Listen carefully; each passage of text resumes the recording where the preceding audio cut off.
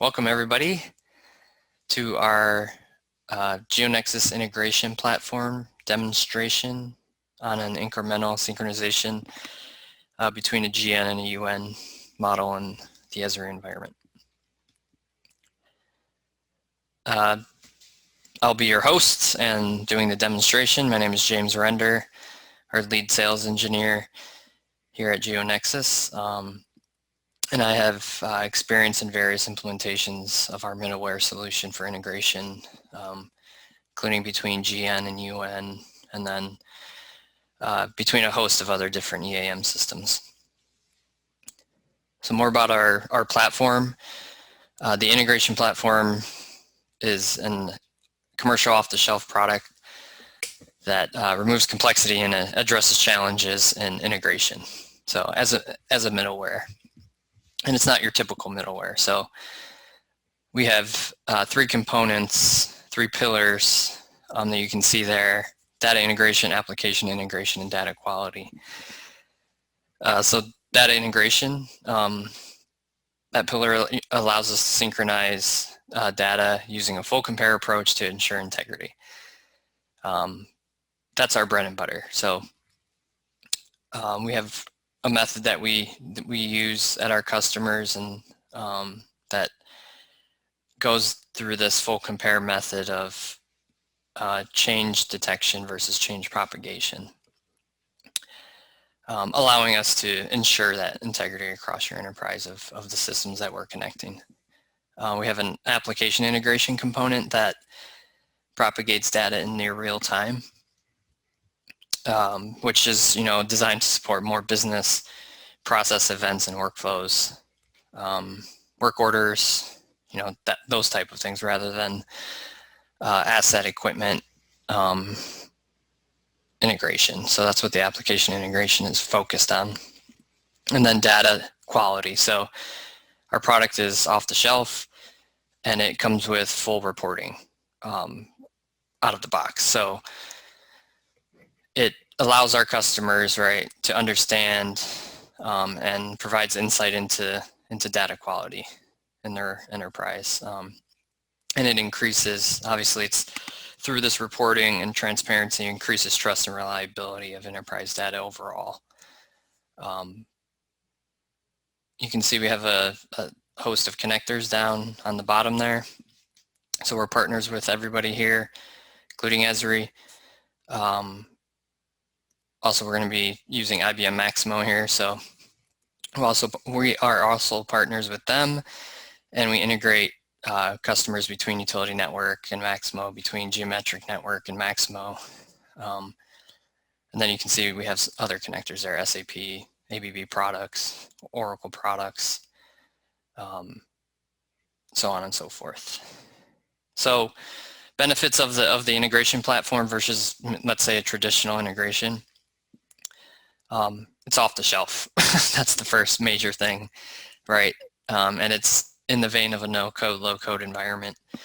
So there's no scripting necessary needed to stand this up. It's quickly stood up. It reduces time and costs on IT resources because of that. So overall, the project is more off the shelf, than your typical integration. The no-code, low-code is then compared to, let's say, a typical middleware ESB, where you might have to develop through that application to even talk to, let's say, Esri or IBM Maximo. Our connectors are out of the box. So we've already developed them against the REST interfaces, against Arc objects on the GIS side, and then against Maximo's application layers, REST, RBI, whatever other connection methods that you can use there. So second item there, the benefit of our solution in looking at Utility Network and Geometric Network is that it supports both of them out of the box. Again, there's nothing you need to do to be able to support either. So as you're migrating to Utility Network, if you haven't gotten there yet, you can rest assured that that functionality is already there, and supported, and people are using it now. So you don't have to be worried on developing some interface or the like. It's there for you. Another benefit of this type of what we're going to demo here is, and using our solution, is you're able to utilize legacy application, let's say, that are still in a GN model or something, you know, maybe you have a consultant doing some work for you while you're migrating to utility network. They don't necessarily have to go there, right? Because we can synchronize between the two data sets, or even internally if you have developed some Esri mobile applications on the GN side, you could continue using those, using our product then to integrate GN to UN. And then finally, empowering the business side. So this is also a cost saver, right? Because you're reducing time that it takes to make requests to, let's say, an IT department that would maybe manage a custom integration, where now you can manage it from the business side. You know your data, you know how things should be integrated on that level, on the schema level, on the attribute level, on the translation level. So we enable those business users to do these things, right? Still, all while being able to fit into a data governance model, right? And all of this is just increasing usability of your edge system. So the demonstration use case we're going to show here is, you can see on the left, we have a geometric network, a geodatabase that we're connected to. We're also going to be connected to a utility network, right, through REST, through Esri's REST interface, which will be then connected right to IBM Maximo. So this is, you maybe have migrated to your utility network, or you're slowly getting there.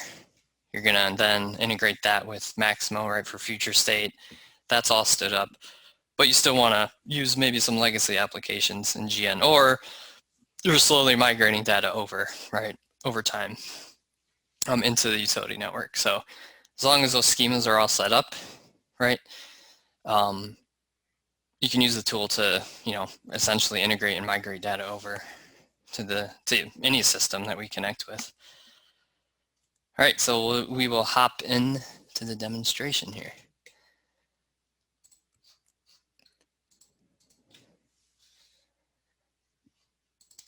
All right, so we're looking at ArcGIS Pro here. So first, let's hop actually into the integration platform, and we'll go through that, explain some things. So this is the user interface. Again, it's low code, no code, out of the box.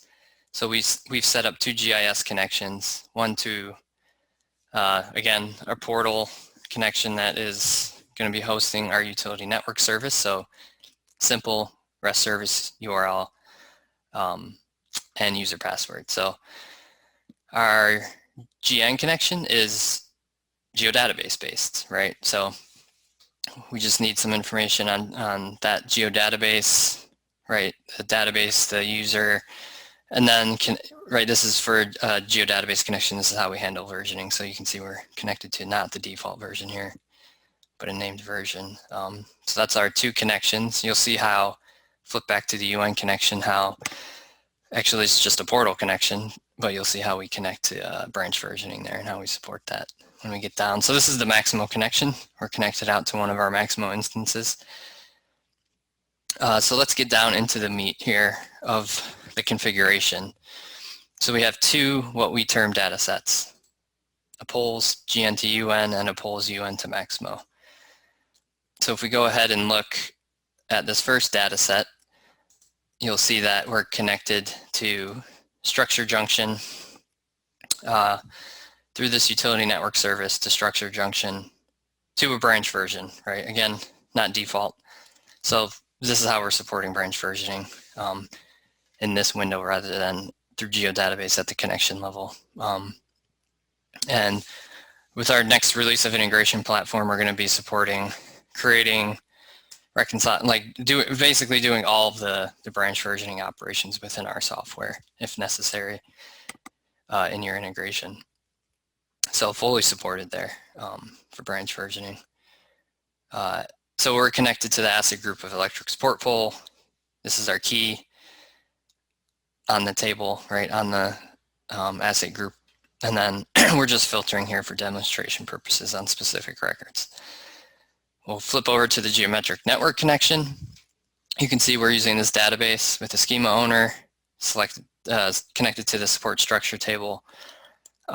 using facility ID here, and again a filter for demonstration purposes. Subtype of 2, we know that's wood power pole, I believe. That's what we're aimed at here. And then if you come down to the synchronization rule section, so once you have alignment established, this is where we map information, meaning attribute, right, from one schema to another, from the GN to the UN. So on the left side here, you're going to see we have geometric network fields. That's our source. We're going from this to utility network here. This is the utility network fields that we're mapping to. And you'll notice here that we have a value list on this second row here. So let's talk about that quickly. We support dynamic translation within our software. So we know between systems, whether it's SAP Maximo, geometric network Esri, utility network Esri, all data doesn't look the same. It's not all structured the same. You might have 2 material fields in each system, but one might be domain controlled, one might be a description only. And typically in a ERP EAM, right, they're going to have a description on the screen. So you can't just send over, let's say, the coded value of 1 for wood over to Maximo, right? You have to translate that 1 to wood through our product dynamically so that the users in Maximo see something usable on the screen. So that's what a value list does between systems. And we can just quickly look at what material to UN, right, what that value list is set up as. You can see at the bottom here, this is our matrix, so it's just moving a W to a 7. So we'll go ahead and look at the UN to Maximo data sets here. So this is where we're moving from utility network now to Maximo. So polls are edited or created in the GN through the mobile app or some legacy application, then updated into the utility network model. Now, right, you need to get those into your EAM system for asset management. So same connection on the UN side. We'll flip to the Maximo side here, and we'll see that we're connected to the we're going through the Maximo hierarchy here through organization site, selecting the classification, and then calling out a key again, how we're binding between the systems, and again a filter for demonstration purposes. So now let's look at how we're mapping data from utility network into Maximo. So this is the again, similar page. The idea here is that our product has a core functionality, and that core functionality doesn't change really for any system that you're connecting to. So it's really, I mean, it's extremely user-friendly, easy to use. Again, no code, low code. Really no code, right, environment here to be able to do this integration and do these type of activities. So you'll see we're sending these fields from the utility network over to these Maximo fields, attribute specifications, right? We support all hosts of all different types of attribution in EAM systems, but specifically this is what we're working with today for the demo. And then we're doing more translation, right? Because that 7 might mean nothing, right? Again, to IBM Maximo, it's just going to display a 7. So let's go ahead and look at poll material. Now our 7 is going to be translated to a W, right? Let's go back and look at our mappings, and we have poll height.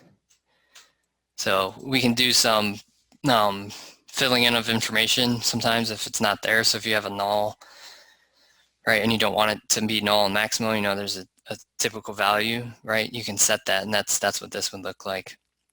Null basically gets translated to 35. Everything else, you copy the value over to Maximo. So the value list is a very powerful piece of functionality within our software that our customers rely on every day. So now that we've looked at the configuration, let's just go in and check the 2 systems. So we can look at our filter here and say, okay, let's go out and select how many of those are in utility network, right? So that's what we've done here. Like NN, we have 7. So if we go look at our previous run, we can kind of run in a unit test mode, preview mode, which mocks up the configuration, doesn't actually change anything. It'll give us an idea of what will happen. So we can see on the utility network side, we have 7 poles, right? Again, down here, utility network 7, and also in Maximo, we have 7 that fit this criteria. So we can also flip into Maximo. I'll log back in. We'll go to the asset window, and we're going to use that same filter and go take a look. And there's our poles. So currently, right, we're in alignment, essentially. So let's go ahead and run the software. So we're out of preview mode. We're going to go ahead and run the synchronization. So now what we should end up with is essentially 9 poles in all systems. So we'll let that run through. We can flip back to Maximo and take a look while that's running. So, right, we're supporting mapping to specifications, all different types of attributes in EAM systems, and you can see that, right, in Maximo, a lot of times those specs are writing out the description values here that you see on a screen for a user. So one of those translations, right, we were saying if it's null, make it 35. So really a lot of times it goes into what the user wants to see on the Maximo side. So it's right, completely configurable. So let's flip back to the product now. Looks like we extracted 7 and 9. We made 2 creates, again 7 and 9, and we made 2 creates into Maximo. So created into UN and into Maximo. So let's go ahead and take a look here. And there's our 2 new poles that just loaded, 8 and 9. And we can flip back to the ArcGIS Pro, right? Let's rerun our query here. Let's refresh so right, I'm connected to that same branch version here, demo 37. Let's refresh it. Looks like it went up. So we should have the same return here of 9. There we go. So refresh that version, right? Again, everything is happening through our software, through the REST API. Utility network is purely service-based. That's really the only way you can connect properly to ensure that you're meeting that Esri model standard requirement for utility network. And now we're in sync. So we have 9 poles throughout all systems, right? Integrity ensured. There you go. So finally, just to hit on one of the points we made of full reporting, each time the software runs, it's going to generate a report. This is the executive summary report here. It's going to tell you what it did, outline again that console view, and then tell you creates that it made, right? And if there are any updates or discrepancies, duplication, right, of records, and a host of different functionality here that we have in the software.